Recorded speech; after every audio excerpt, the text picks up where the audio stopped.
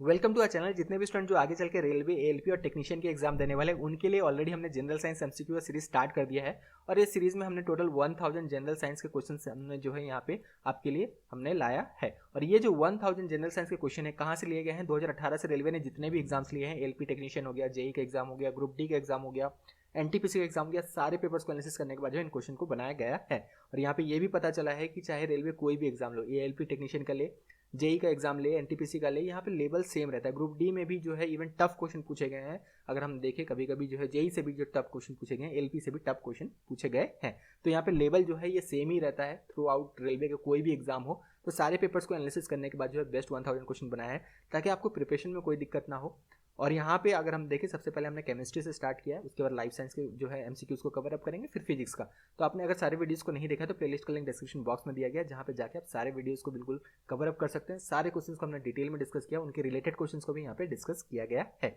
बहुत सारे स्टूडेंट ने ये भी डिमांड किया था कि जो ये 1000 आपने क्वेश्चन बनाया है वो हमें दे दे, क्योंकि प्रिपरेशन करने से पहले इन सारे क्वेश्चंस का एनालिसिस करना इंपॉर्टेंट है ताकि समझ में आ जाए कि हाँ किस तरह क्वेश्चन पूछे जाते हैं और कैसे प्रिपरेशन करना है। तो जितने भी स्टूडेंट जो आगे चल के रेलवे, एएलपी और टेक्नीशियन, जो यहाँ पे जितने भी स्टूडेंट जो एएलपी के फॉर्म भरेंगे वो ऑब्वियसली टेक्नीशियन के भी ज़्यादातर यहाँ पे स्टूडेंट फॉर्म भरने वाले हैं। तो एएलपी टेक्नीशियन का अगर आप एग्जाम देने वाले हैं तो आपके लिए बेस्ट 2000 हमने क्वेश्चंस का बुक यहाँ पे बुकलेट बना दिया है और इसमें जनरल अवेयरनेस भी डाल दिया है। ध्यान में ये भी रखना कि जनरल अवेयरनेस और करंट अफेयर के भी 10 क्वेश्चन आने वाले हैं।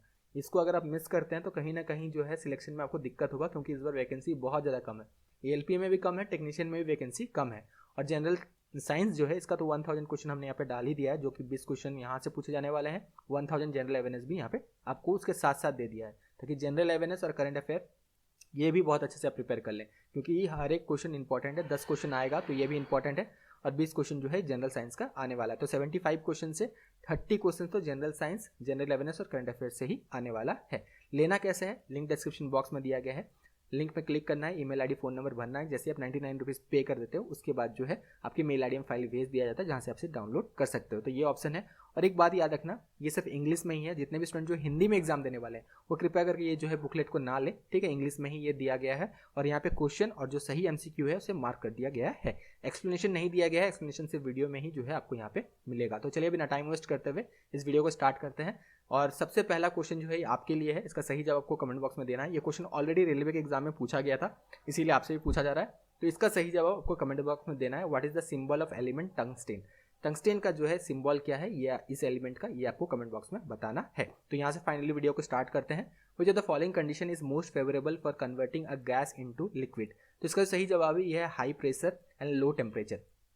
थोड़ा सा डिटेल में डिस्कस करते हैं। Gas can be converted to liquid by cooling और कंप्रेसिंग द गैसेस। तो कूलिंग या फिर कंप्रेस करते हैं तो इसमें क्या होता है, हमें हाई प्रेशर चाहिए। तो इन गैसेस इंटरमोलिकुलर जो डिस्टेंस होता है ये बहुत ज़्यादा लार्ज होता है, तो जिसमें हम हाई प्रेशर अगर लगाते हैं तो इंटरमोलिकुलर जो यहाँ पे डिस्टेंस है ये कम हो जाता है। और यहाँ पे अगर हम लो टेम्परेचर भी लगाते हैं तो यहाँ पे जो है ये लिक्विफाई हो जाता है। तो इसका सही जवाब है ये है ऑप्शन नंबर 1, हाई प्रेशर और लो टेम्परेचर अप्लाई करते हुए हम कोई भी गैस को जो है ये लिक्विड में कन्वर्ट कर सकते हैं। Tincture of iodine has antiseptic properties. This solution is made by dissolving. तो ये भी क्वेश्चन ऑलरेडी रेलवे के एग्जाम में पूछा जा चुका है। तो टिंचर ऑफ आयोडीन जो है बहुत सारे फार्मास्यूटिकल जो कंपनीज हैं ये जो है टिंचर ऑफ आयोडीन बनाते हैं, क्योंकि इसका जो है एंटीसेप्टिक प्रॉपर्टी होता है और ये बनाया जाता है आयोडीन और अल्कोहल को ये जो है मिलाकर जो है इसे बनाया जाता है। तो इसका सही जवाब है आयोडीन इन अल्कोहल।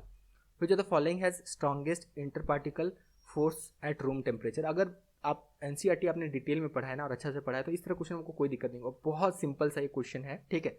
तो सॉलिड जो है तो स्ट्रॉन्गेस्ट होता है इनका इंटरमोलिकुलर जो है इंटरपार्टिकुलर फोर्स जो है, इंटरपार्टिकल फोर्स ऑफ अट्रैक्शन जो है इनका बहुत ज़्यादा जो है ये स्ट्रॉन्गेस्ट होता है। तो ये इनके जो है डेफिनाइट जो है शेप होते हैं और वॉल्यूम होते हैं। तो यहाँ पे इसका सही जवाब होगा ये होगा आयरन। आयरन जो है ये बहुत ज़्यादा जो है सॉलिड फॉर्म में भी होता है, it is a solid.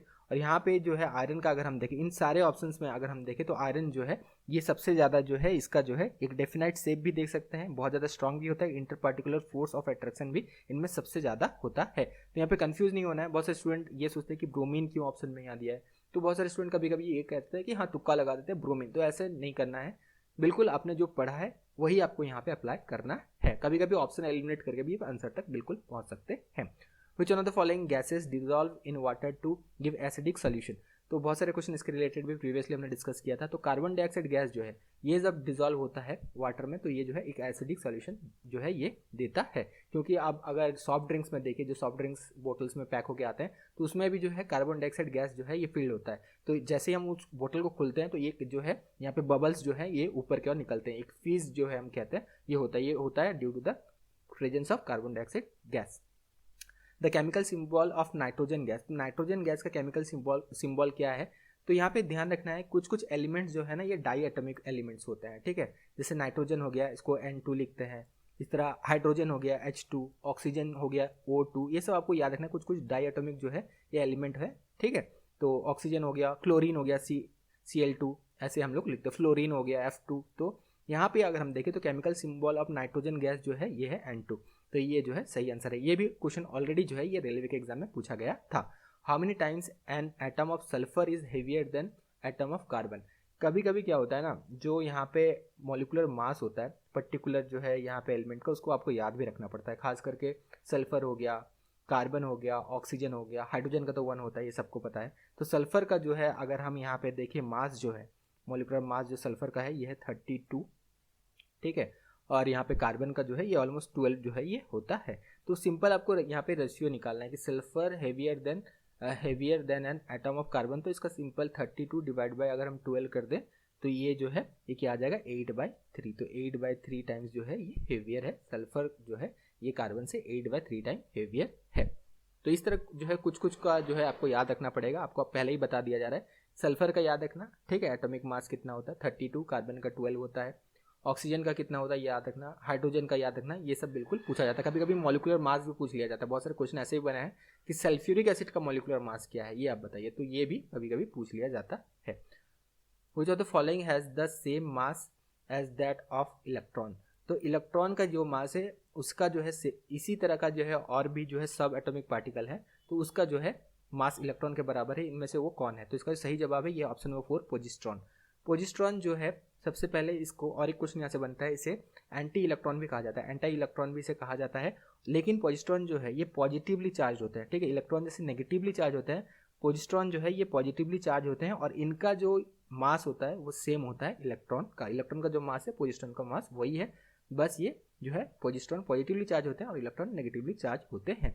The first model of an atom was given by, तो first model of an atom was given by J Thomson. अगर आपने एनसीईआरटी के बुक्स को पढ़ा होगा तो यहाँ पे डिटेल में जो है पूरा दिया गया है कि किस तरह जो है ये बेसिकली हुआ था। पूरा स्टार्टिंग से दिया गया, रदरफोर्ड का क्या रोल था, ठीक है, वोर एटॉमिक मॉडल क्या था, जे थॉमसन कौन सा मॉडल लेके आया था। तो ये सारे जो है बिल्कुल एनसीईआरटी के जो बुक्स हैं इनको आपको अच्छा से पढ़ना है। An alpha particle is also known as, तो अल्फा पार्टिकल जो है इसे जो है और कौन से नाम से जाना जाता है? तो इसे जो है ये डबली चार्ज हीलियम आयन के नाम से भी जाना जाता है। Alpha particle is basically a doubly charged helium ion. Which of the following gas can be used for storage of fresh sample of oil for a long time? तो इनमें से कौन सा गैस को जो है ये यूज़ किया जा सकता है for the storage of fresh sample of oil for long time? तो इसका जो सही जवाब है ये है helium and nitrogen, option number 4 is correct. अब हीलियम एंड नाइट्रोजन क्यों? क्योंकि ये जो है अनरिएक्टिव जो है गैस होते हैं और ये जो भी है ये जो है गैस जो है ये कभी भी जो है ये रिएक्ट नहीं करते हैं किसी के साथ और ऑक्सीडेशन इसके वजह से नहीं होता है। जो फैट्स और ऑयल का जो ऑक्सीडेशन होता है इसमें ये प्रिवेंट करते हैं, इसमें ये नहीं होता है। तो हीलियम या फिर नाइट्रोजन के जो है गैस में जो है इसे स्टोर किया जा सकता है। और एक इसमें और एक एग्जांपल है, जैसे चिप्स के पैकेट्स होते हैं, तो चिप्स के जो पैकेट्स होते हैं तो इसमें भी जो गैस फिल किया जाता है ये नॉर्मल गैस नहीं होता है, इसके अंदर जो है नाइट्रोजन गैस फिल होता है। क्योंकि चिप्स के पैकेट जो हैं ये ऑयल से जो है फ्राई किए हुए होते हैं तो लॉन्ग टाइम जो है ये रह सके तो उसमें जो है इसीलिए नाइट्रोजन गैस डाला जाता है ताकि इसमें जो है ऑक्सीडेशन ना हो ऑयल या फैट्स का। Which noble gas has highest first ionisation energy? तो हाईएस्ट फर्स्ट आयनाइजेशन एनर्जी इनमें से कौन सा नोबेल गैस का जो है ये है? तो इसका जो सही जवाब है ये हीलियम। हाईएस्ट है ionisation potential as it has the smaller size and higher attraction between nucleus and electron, इसीलिए जो है हीलियम अगर हम देखें तो ये जो नोबेल गैस है ये इसका जो है हाईएस्ट फर्स्ट आयनाइजेशन एनर्जी होता है। Which is the gas used for making vegetables and वनस्पति फ्रॉम वनस्पति ऑयल? तो इसका जो सही जवाब है ये है हाइड्रोजन। हाइड्रोजन गैस को यहाँ पे काम में लिया जाता है, क्यों? क्योंकि ये बेसिकली सॉलिडिफाई करता है इनको और साथ में स्प्रेडेबल भी ये बनाता है, इसीलिए जो है हाइड्रोजन गैस को जो है इसमें काम में लिया जाता है। A nuclear reactor chain reaction is controlled by introducing. तो इसका सही जवाब है ये है option number 1 cadmium rod. Again cadmium rod को जो है यहाँ पे क्यों यूज़ किया जाता है चेन रिएक्शन को कंट्रोल करने में, क्योंकि ये रेडिली जो है एब्जॉर्ब कर लेता है न्यूट्रॉन्स को। इसी वजह से जो है कैडमियम रॉड को जो है ये न्यूक्लियर रिएक्टर्स में यूज़ किया जाता है ताकि चेन रिएक्शन को कंट्रोल किया जा सके। Natural rubber is polymer of. तो इसका सही जवाब है ये है ऑप्शन नंबर 3 आइसोप्रीन। तो नेचुरल रबर जो है किसका पॉलीमर है, आइसोप्रीन का है। आइसोप्रीन जो है ये बेसिकली एक कलरलेस जो है लिक्विड फॉर्म में ये प्रेजेंट होता है। और एक क्वेश्चन यहाँ पे बनता है latex, latex is polymer of. तो नेचुरल रबर को ही लेटेक्स बोला जाता है, ठीक है, तो कंफ्यूज मत होना, नेचुरल रबर को ही लेटेक्स के नाम से जाना जाता है। और लेटेक्स जो है किसका पॉलीमर है, ये आइसोप्रीन का जो है ये पॉलीमर है। तो जो फॉलोइंग इज रीजेनरेटेड फाइबर, तो इनमें से कौन सा जो है ये रीजेनरेटेड फाइबर है, तो इसका सही जवाब है ये है रेयॉन। रेयॉन जो है because the raw material used for the production of rayon are fibers like pure cotton and wood cellulose, इसीलिए जो है इसे regenerative जो है ये फाइबर कहा जाता है। Why is chloroform kept in dark colored bottle? तो क्लोरोफॉर्म जो है इसे डार्क कलर बोतल में ही हरदम क्यों स्टोर किया जाता है, क्योंकि इसका जो सही जवाब है यह है option number 1 it get oxidize to phosgene in light. तो लाइट के प्रेजेंस में जो है ये ऑक्सीडाइज हो जाता है टू फॉस्जीन, इसी वजह से क्लोरोफॉर्म को जो है ये डार्क कलर बॉटल में हरदम स्टोर किया जाता है। The only two non silvery metals are, तो the only two non silvery metals are copper and gold. ये दो ऐसे जो है मेटल हैं जो कि सिल्वर कलर के जो नहीं होते, बाकी जितने भी यहाँ पे मेटल्स आप देखें पीरियडिक टेबल में भी जितने भी मेटल्स अगर हम देखें तो ये सारे जो है लगभग सिल्वर कलर के ही होते हैं, कॉपर और गोल्ड को छोड़ के। Metallic lustre is due to, तो मेटलिक जो लस्टर आप देखते हैं जो साइन देखते हैं ये किस वजह से होता है, due to the presence of free electron. तो ये होता है due to the presence of free electron. IUPAC full form, तो आयुपैक का फुल फॉर्म भी काफ़ी बार पूछा गया रेलवे के एग्जाम में, ठीक है, तो ध्यान रखना ये तो अलग एग्जाम्स में भी पूछे गए हैं, लेकिन ये आपको याद रखना बहुत ज़्यादा इंपॉर्टेंट है। International union of pure and applied chemistry इसका ये फुल फॉर्म है। Dash bond is formed by sharing of electron between two atoms, तो कौन सा बॉन्ड बेसिकली फॉर्म होता है अगर शेयरिंग ऑफ इलेक्ट्रॉन हो रहा है बिटवीन टू एटम्स, तो यहाँ पे कोवेलेंट जो है ये बॉन्ड फॉर्म होता है। इसीलिए जो है कोवेलेंट बॉन्ड जो है they are weaker as compare to ionic bond, क्योंकि ये जब यहाँ पे बॉन्ड ये अगर हम देखें फॉर्म कर रहे हैं तो ये शेयरिंग ऑफ इलेक्ट्रॉन्स होता है बिटवीन टू एटम्स, इसीलिए ये वीकर होते हैं। Dash bond is formed by transfer of electron from one atom to another, तो ये आयनिक बॉन्ड है। सिंपल ये सारे डेफिनेशन है, एनसीईआरटी के बुक से ही लिया गया है और ये क्वेश्चन ऑलरेडी रेलवे के एग्जाम में पूछा गया है, बहुत आसान से जो है ये क्वेश्चन है। The process of burning a substance in presence of oxygen is called, तो यहाँ पे ध्यान रखना, यहाँ पे बहुत सारे स्टूडेंट जो है ये गलत करते हैं, ठीक है, क्योंकि यहाँ पे एब्सेंस ऑफ ऑक्सीजन में क्या होता है और प्रेजेंस ऑफ ऑक्सीजन में क्या होता है ये थोड़ा सा डिटेल में डिस्कस करते हैं। The process of burning a substance in the presence of oxygen जो है इसे कम्ब्यूशन कहा जाता है, इसे कम्ब्यूशन कहा जाता है। और पायरोलाइसिस जो है the process of combustion in the absence of oxygen, इसे जो है पायरोलाइसिस कहा जाता है, PYROLYSIS। तो ये आपको ध्यान रखना है, एब्सेंस ऑफ ऑक्सीजन पूछा जाए तो पायरोलाइसिस, प्रेजेंस ऑफ ऑक्सीजन पूछा जाए तो combustion. Densest stable element known on the earth is, तो इसका सही जवाब है ये है option number 1 osmium.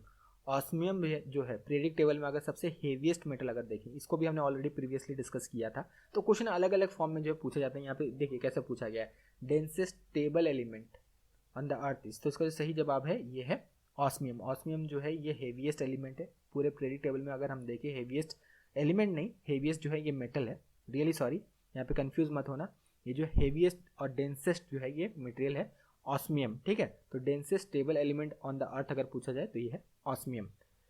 Nucleons are, simple ये जो है एनसीईआरटी से लिया गया, कहीं और से नहीं लिया गया है। Nucleons are basically protons and neutrons. देखिए आसान सा क्वेश्चन है, कोई यहाँ पे रेलवे बहुत टफ सा क्वेश्चन नहीं पूछता, एनसीईआरटी के से बुक से ही डायरेक्टली बहुत सारे क्वेश्चन हैं। हाँ कुछ क्वेश्चन जो है ये डेली साइंस से भी पूछे जाते हैं। In the making of jewels gold is usually mixed with which metal to make it hard, तो यहाँ पे जो है कॉपर को यूज़ किया जाता है और कॉपर ना हो तो सिल्वर को यूज़ किया जाता है, दोनों ही यहाँ पे याद रखना जो ज्वेल्स बनाए जाते हैं, ठीक है। तो यहाँ पे गोल्ड को जो है ये अगर हम देखें गोल्ड ऑर्नामेंट जो बनाए जाते हैं, यहाँ पे जो ज्वेलरीज बनाए जाते हैं ये उसमें कॉपर मिक्स किया जाता है या फिर जो है सिल्वर मिक्स किया जाता है ताकि उसे स्ट्रॉन्ग और हार्ड बनाया जा सके। Which is use to remove the green colour from the glass which is caused by iron impurities, तो यहाँ पे याद रखना ऑप्शन नंबर 1 मैंगनीज डाइऑक्साइड, इसे काम में लिया जाता है to remove the green color from the glass which is caused by iron impurity। What is the name given to bond between water molecules. तो वाटर मॉलिक्यूल्स के बीच में जो बॉन्ड्स होते हैं तो इसे जो है कौन सा नाम से जाना जाता है, तो इसे जो है हाइड्रोजन बॉन्ड कहा जाता है। अब हाइड्रोजन बॉन्ड का थोड़ा सा यहाँ पे डेफिनेशन देख लेते हैं ताकि और बेहतर तरीके से समझ में आ जाए। Hydrogen bond are attraction of electrostatic force caused by the difference in charge between slightly positive hydrogen ion and slightly negatively charge hydrogen ion. तो जो slightly positively charge hydrogen ions हैं और स्लाइटली नेगेटिवली चार्ज जो hydrogen ion है, इनके बीच जो charge difference है, इसमें इसके वजह से क्या होता है, इलेक्ट्रोस्टैटिक जो है फोर्स ऑफ अट्रैक्शन जो है होता है, जिसके वजह से ये बॉन्ड फॉर्म होते हैं। वाटर मॉलिक्यूल्स में ये बॉन्ड फॉर्म होते हैं और इनका नाम दिया गया है hydrogen bond. So option number 3 is correct. Which of the following is also known as carbolic acid. तो कार्बोलिक एसिड अगर हम देखें तो ये नोट डाउन कर लेना, कभी कभी पूछ लिया जाता है। कार्बोलिक एसिड जो है ये C6H5OH है, यहाँ पे बिल्कुल मेंशन कर देते हैं C6H5OH। तो फेनॉल जो है इसे कार्बोलिक एसिड के नाम से भी जाना जाता है। और भी नाम है बेंजेनॉल, इसे इस नाम से भी जाना जाता है BENZENOL। बेंजेनॉल के नाम से भी कार्बोलिक एसिड को जाना जाता है, फिनॉल के नाम से भी जाना जाता है, और ये जो है C6H5OH है। Which gas is used for preparation of soda water? Again soft drinks में अभी हमने डिस्कस किया था, कार्बन डाइऑक्साइड का यूज़ किया जाता है। तो जो सोडा बनाए जाते हैं, जो सोडा वाटर्स बनाए जाते हैं, इसमें भी जो है ये कार्बन डाइऑक्साइड गैस को यूज़ किया जाता है। सो ऑप्शन नंबर 1 इज करेक्ट।